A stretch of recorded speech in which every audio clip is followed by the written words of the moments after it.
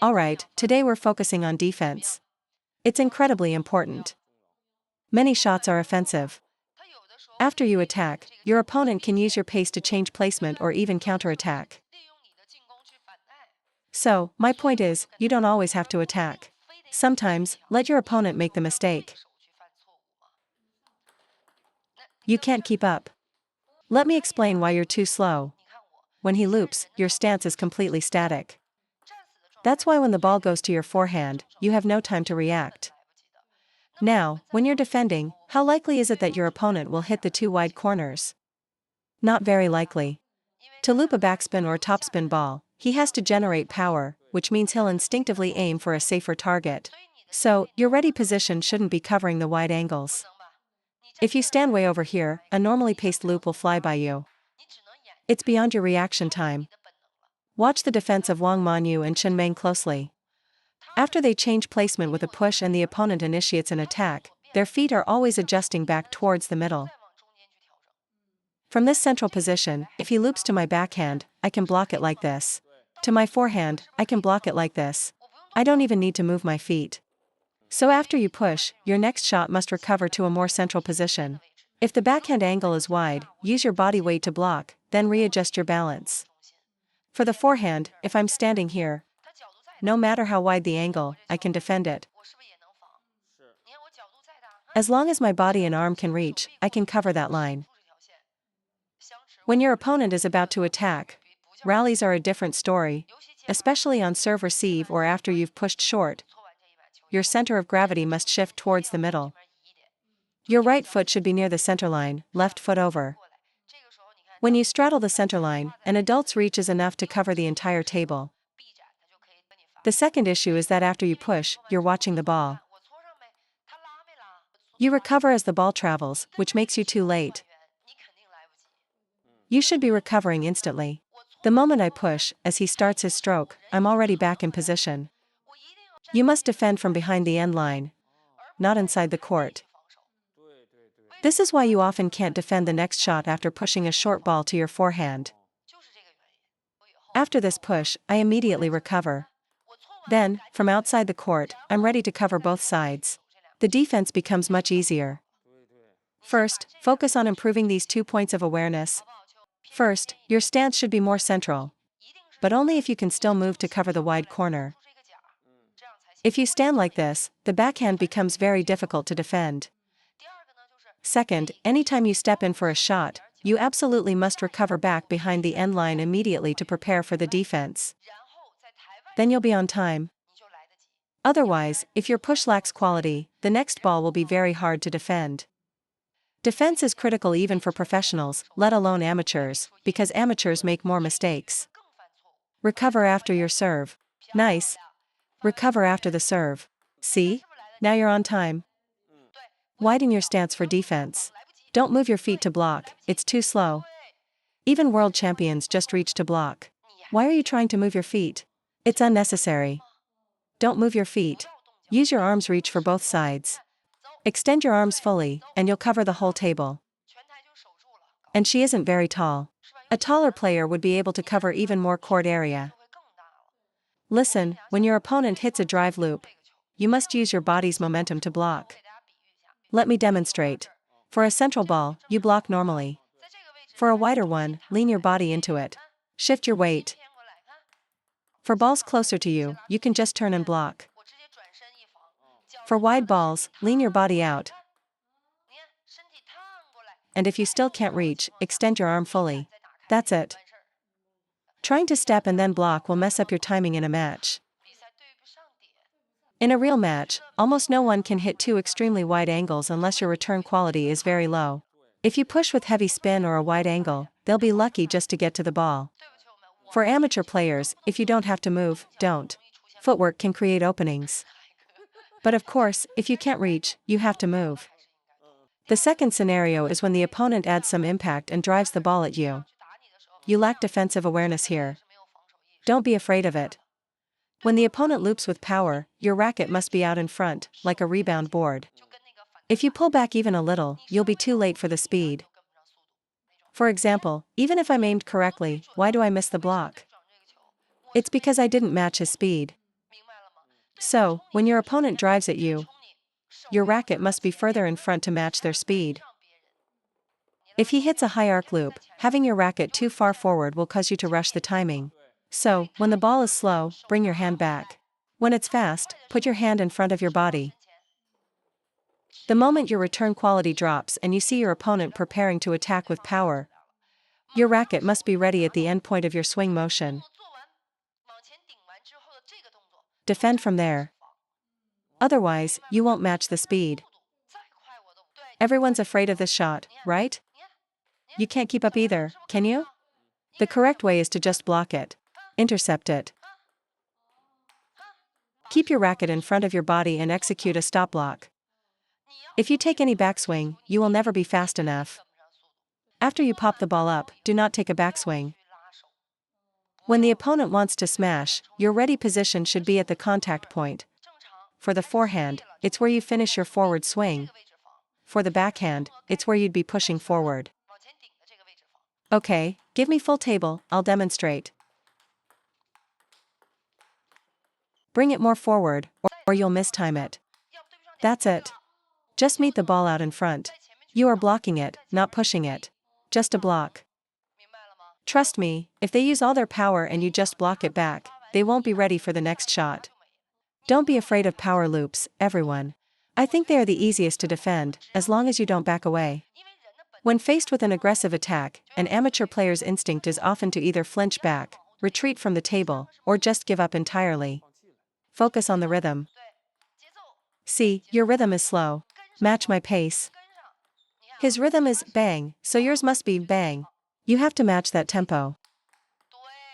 It's like singing. If the beat is da, da, you have to respond with da, da. Push, then spring back. Good. As long as you are defending from behind the table with your body, balance, and hands ready, you won't fear power shots. The real danger is stepping in for a short ball and getting caught out of position for the next attack. A second tricky scenario, he plays a slow ball, then suddenly accelerates. He's watching you and hitting. You've seen this often, right? These are higher level players who read their opponent. They start slow, creating a massive change of pace. That's the hardest ball to defend. So how do you stop him from using that wait and see tactic? You have to play more topspin, right? Can he afford to wait and see against a topspin ball? If he tries to wait, your topspin will jam him. So, play more topspin. That's point 1. Point 2, on his serve, you must control him. You can use a short push, you can flick, you can push a half-long no-spin ball. Prevent him from establishing his rhythm. The less he can use his trick, the more he'll panic. In this situation, stop thinking about what you should do. Think about how to neutralize him. That's his special move. We should loop the same way. Slow down, read the opponent, then accelerate. Serves too. Slow, then fast. That creates surprise. Why do our loops lack surprise? Because they're always at the same speed. And against a master pusher, avoid getting into a backspin rally. His whole game is push, push, push, waiting for you to loop. You think you're attacking well, but he's just waiting to block you or counterpunch. Avoid his strength. Don't get stuck trying to fix yourself. Think about how to avoid his strengths and advantages. In many matches, we say, ugh, my loop isn't working today. But maybe it's because his pushes are tricky, with good rhythm changes and spin variation. What do you do then? You avoid playing the shots that are giving you trouble. If my backspin game, which is usually strong, is failing today, then I'll switch to playing sidespin. Attack the angles, use speed, play topspin, vary placement, and change the rhythm. You can't just keep trying to force your loop through, thinking, I have to smash him. You'll lose quickly doing that. The second difficult shot is a very spinny, high arc loop. Do you encounter this a lot? They want to hit a power loop, but they can only manage a high arc one. This is common for amateurs who aren't in the right position. You push to their forehand, and they instinctively do a crossover step and loop it high. I've faced players with very spinny loops. Chen Meng's loop is very spinny. When I played her as a kid, I found it impossible to attack her loop. I could only slice it. If I tried to add any pace, block, push, or counter, the ball went flying off the table. So what's the solution? Stop pushing the ball with so much backspin. If your push isn't very spinny, his loop won't be either. The amount of spin he can generate will drop significantly. First, you must prevent him from using your spin against you. See, the racket angle is still forward and down. No finger or wrist action. Against this kind of no-spin push, he can't generate heavy spin easily.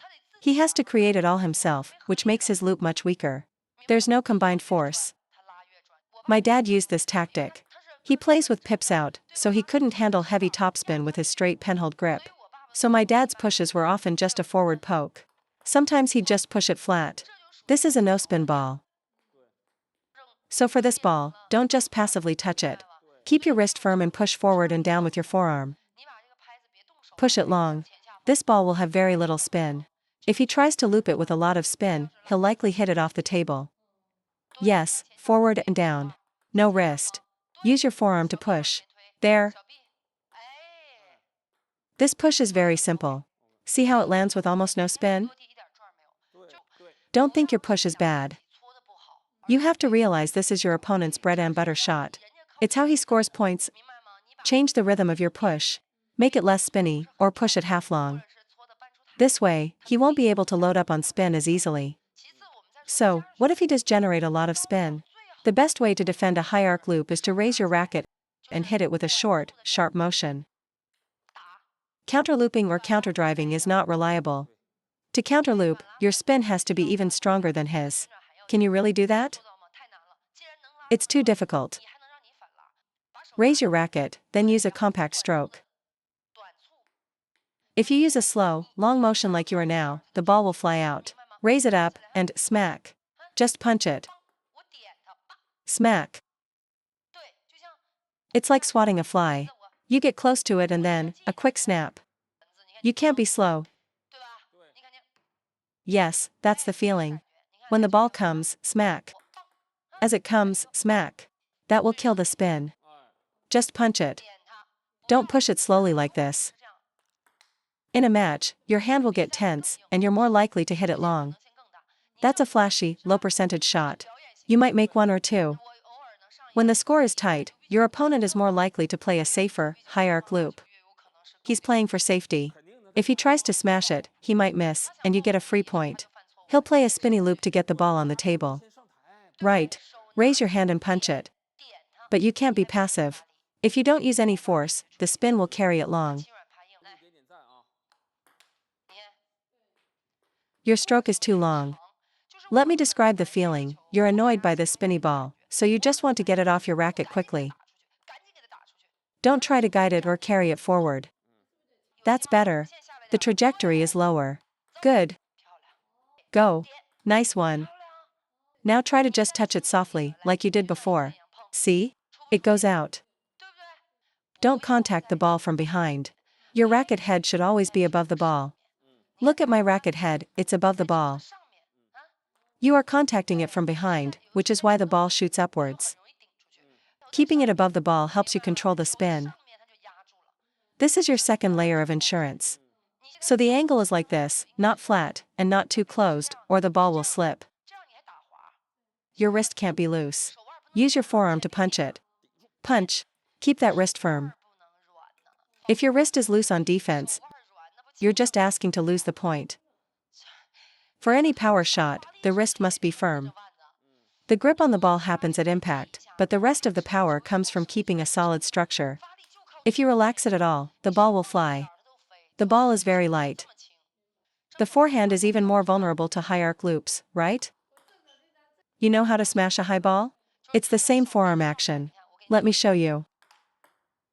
If you keep hitting it long, use this technique. For a normal spin loop, your racket face should be pointing forward. But if the ball is extremely spinny, close your racket face so it's pointing at the table, and press down on it. Yes, racket face pointing down. Look, face down towards the table.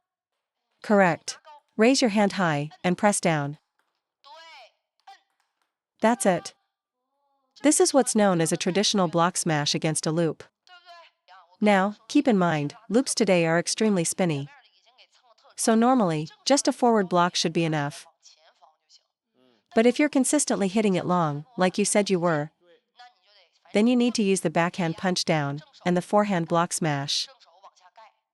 Once you get to a higher level, you can start by feeling this covering motion, and then you'll develop a feel for smashing it. This is the loop kill. We learned this when we were kids. It's a bit outdated for the pros, who all counter loop now. But for amateurs, trying to counterspin a heavy loop is too difficult. Just use this traditional method. It's simple and consistent. When the ball is slower, you have time to adjust. If you see them dip down for a slow, spinny loop, your first reaction is to raise your racket. Your second is to close the racket angle. Then, try a simple forward block first. For example, he loops with spin. You raise your racket and block forward. If it goes in, great. Do that again next time. If that same forward block goes long, you switch to the block smash, covering the ball. See?